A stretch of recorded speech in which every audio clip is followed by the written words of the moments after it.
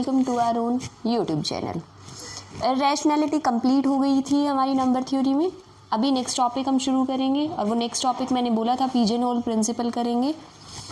ये सब टॉपिक है अप्रॉक्सीमेशन ऑफ रियल्स बाय रैशनल्स में से, ठीक है। तो पिजनहोल प्रिंसिपल है। पिजनहोल प्रिंसिपल क्या है, इसमें ये होता है कि अगर आपके पास n+1 ऑब्जेक्ट्स हैं तो हम उसको n क्लासेस में डिवाइड करेंगे।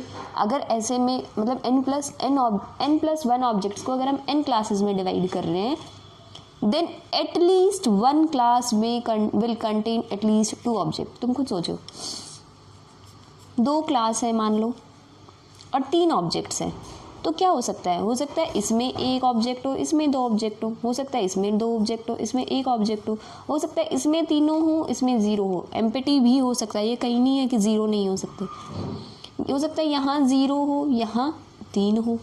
तो at least one class will contain at least 2 object, कि कम से कम एक क्लास तो ऐसी होगी जिसमें कम से कम 2 ऑब्जेक्ट होंगे। 2 से ज़्यादा भी हो सकते हैं, अगर यहाँ एम्प्टी हो गया तो यहाँ ज़्यादा हो जाएंगे, ठीक है। तो ये कहता है प्रिंसिपल किसका? पिजनहोल। उसके बाद एक डेफिनेशन है फ्रैक्शनल पार्ट की कि let alpha be any real number then we define करली braces alpha which is fractional part of alpha. वो क्या होगा? जो अल्फा जो रियल नंबर था minus greatest integer value of alpha, ठीक है। Greatest integer value of alpha, ये पता है ना, ग्रेटेस्ट इंटीजर फंक्शन होता था अल्फा का, ये जो स्क्वायर ब्रैकेट में क्लोज करते थे। इसका मतलब सबसे एक ग्रेटेस्ट इंटीजर जो अल्फा से ठीक छोटा हो, ठीक है। मान लो इसकी वैल्यू है 4.5, तो 4.5 से छोटा सबसे बड़ा इंटीजर कौन सा होगा? 4। तो ये हो जाएगी 4.5 का ग्रेटेस्ट इंटीजर क्या होगा? 4, ठीक है। चलिए, डेफिनेशन क्लियर हो गई। इसका हम आगे यूज़ करेंगे। बाय डेफिनेशन ये जो फ्रैक्शनल पार्ट है वो 0 और 1 के बीच में लाई करेगा फॉर ऑल अल्फा। तो एक थ्योरम है next, let alpha be any given real number then for each integer t greater than 0 there exist integers x and y such that mod of alpha x minus y is less than 1/t for x lies between 0 to t, ठीक है। अब हमें पता चला कि alpha कोई भी एक रियल नंबर दे रखा है तो एक इंटीज़र होगा, मतलब हर इंटीज़र के लिए ये जो 2 इंटीज़र्स एग्जिस्ट करेंगे for every integer t, her t के लिए 2 इंटीज़र्स x एंड y एग्जिस्ट करेंगे such that it holds this, ठीक है। Mod of alpha x minus y का इज लेस देन 1/t, ठीक है। चलिए,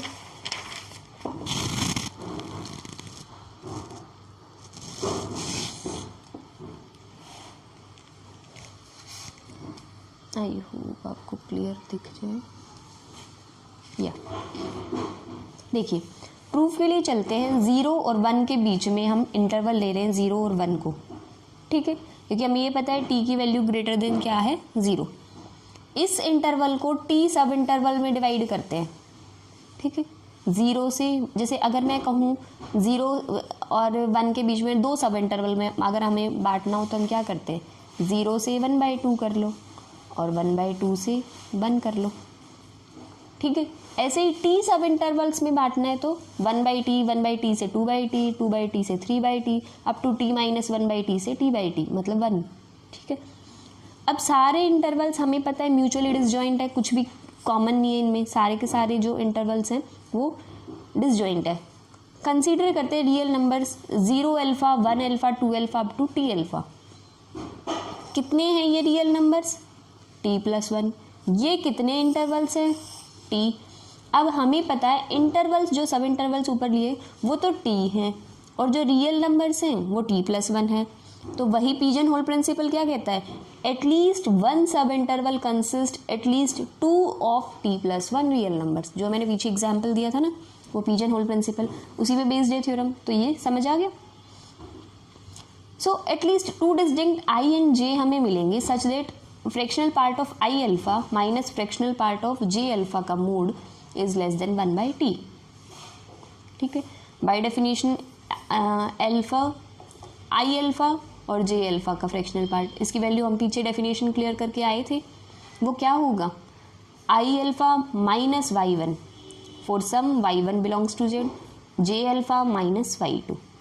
ठीक है, इसको तुम और ब्रेक करना चाहते हो ये कर सकते हो, i alpha minus i alpha का ग्रेटेस्ट इंटीजर वैल्यू, और वो हम ले लेंगे y1। ठीक है, उसके बाद इसमें पुट करो, इसमें i अल्फा की वैल्यू पुट कर दो, j अल्फा की वैल्यू पुट कर दो, वैल्यूज पुट की तो ये चीज़ आ गई। ठीक है, उसके बाद माइनस का प्लस बना रखा हमने, सिर्फ इस चीज़ को जो j माइनस आई है उसका नाम x रख लो, और y1 माइनस y2 का नाम y रख लो। तो क्या आ गया, अल्फा x प्लस y का mod is less than 1/t। ठीक है, तो यही करना था, since 0 is less than equals to i is less than j is less than t, तो j माइनस आई की वैल्यू क्या आ जाएगी, इस इधर से is less than equals to t, तो x की वैल्यू क्या आ गई, 0 और t के बीच में, और ये चीज़ प्रूव हो गई। ठीक है, उसके आगे हम करते हैं, जस्ट वेट, ये थ्योरम है, given real alpha and integer t greater than 0 we can find integers x and y such that mod of alpha x minus y is less than t and GCD of x and y is 1। ठीक है, ये हमें करना है इसको prove. इसके लिए proof के लिए चलते हैं हम,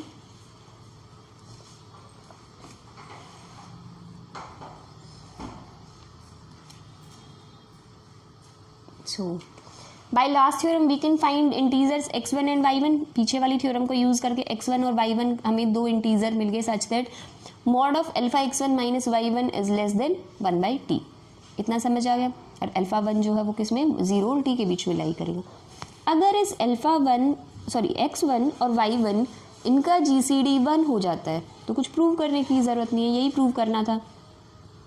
दो ही चीज़ें तो प्रूव करनी है हमें, ये चीज़ प्रूव करनी है alpha x minus y is का mod is less than 1/t और GCD 1। ठीक है, तो अगर 1 हो जाता है GCD तो कुछ प्रूव करने की ही ज़रूरत नहीं है, लेकिन अगर GCD 1 नहीं है तब भी हमें ये चीज़ प्रूव करनी पड़ेगी। ठीक है, अगर इस अल्फा 1 और y1 का GCD 1 नहीं, कोई d है, तो वो तो ग्रेटर देन 1 ही होगा, d की वैल्यू माइनस 1 से छोटी तो हो ही नहीं सकती GCD। उसके बाद क्या है, x1 is equals to d into x, कुछ ना कुछ मल्टीपल होगा अगर ये GCD है तो x1 और y1 is equals to dy। जब अल्फा x माइनस y हम कंसीडर करेंगे, जो हमें फाइंड आउट करना है, ये चीज़ आनी चाहिए लेस देन 1/t। देखते हैं क्या आती है या नहीं आती है। अल्फा x माइनस y, इसकी जगह हमने अल्फा x की जगह रख दिया है 1/d बाहर कॉमन लेके, तो dx1 करेंगे इस तरह करके, या फिर ये कह लो x की जगह रखो x1/d, y की जगह रखो y1/d, d बाहर आ जाएगा। अब इसकी वैल्यू हमें पता है लेस देन किसके है, 1/t। ठीक है, इसकी वैल्यू कैसी है, लेस देन 1/t, तो यहाँ 1/t कर दिया, तो 1/t इंटू डी भी आ गया, यहाँ तो d बाहर कॉमन लिया था वो साथ साथ चल रहा है। अब d की वैल्यू कैसी है, ग्रेटर देन 1, 1/d की वैल्यू कैसी हो जाएगी, लेस देन 1, तो 1/d की वैल्यू कैसी है, लेस देन 1, तो इंटू 1 करोगे तब भी यही आएगा, तो लेस देन 1/t। यही प्रूव करना था।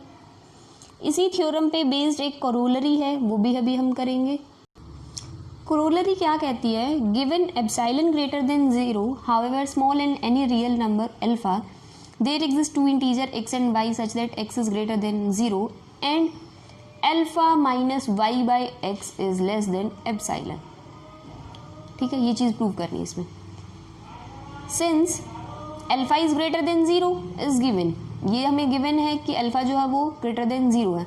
We can choose an integer t such that t is greater than 1/अल्फा। अगर हमारे पास एप्सिलॉन कोई भी एक पॉजिटिव नंबर है तो 1/एप्सिलॉन से बड़ा कोई ना कोई हम इंटीजर सेलेक्ट कर सकते हैं, क्योंकि इंटीजर कितना भी बड़ा ले लो, एप्सिलॉन जितना भी नंबर हो उससे बड़ा हम 1/एप्सिलॉन से ढूंढ ही लेंगे आराम से। एक एप्सिलॉन, एक t हमें मिल गया।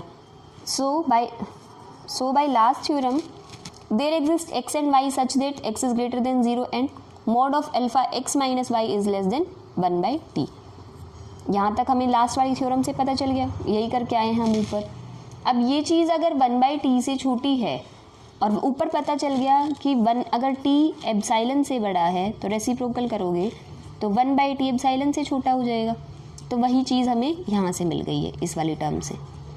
इसको अगर अल्फा x माइनस वाई का mod is less than 1/t है, इज़ लेस देन एप्सिलॉन है, तो इसने क्या किया, इस चीज़ की अभी हमें ज़रूरत नहीं है, तो थ्रू आउट x से डिवाइड कर दिया, यहाँ x से कर दिया, यहाँ x से कर दिया।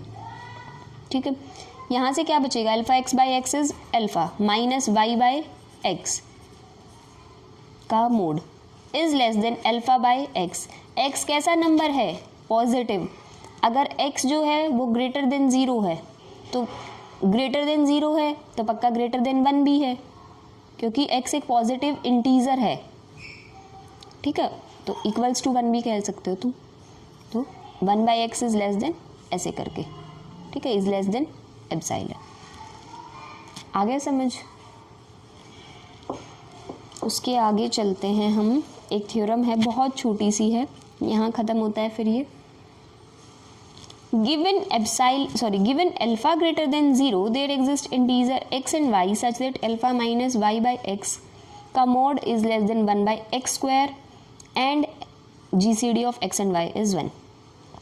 ऊपर वाली थ्योरम से हम बिल्कुल सेम कह सकते हैं कि x and y दो इंटीजर मिलेंगे सच दैट उनका gcd 1 होगा, 0 t के बीच में लाई करेगा, where t is greater than 0 एक इंटीजर होगा, such that alpha x minus y is less than 1 by t. इतना पता चल गया। अब इन्होंने क्या किया, थ्रू आउट x से डिवाइड कर दिया, इसके अपोन में x is alpha minus y by x is less than 1 by t x. ठीक है, अब x जो है वो कैसा है, less than equals to t। ठीक है, अगर इसका रेसिप्रोकल करेंगे तो 1/t जो है वो लेस देन आ जाएगा 1/x से, तो 1/t is less then 1/x। तो इसकी जगह अगर हम रिप्लेस करें 1/x से, और एक x यहाँ साथ में रह गया है, जस्ट वेट मैं आपको बताती हूँ, alpha minus y by x is less than 1/t into x.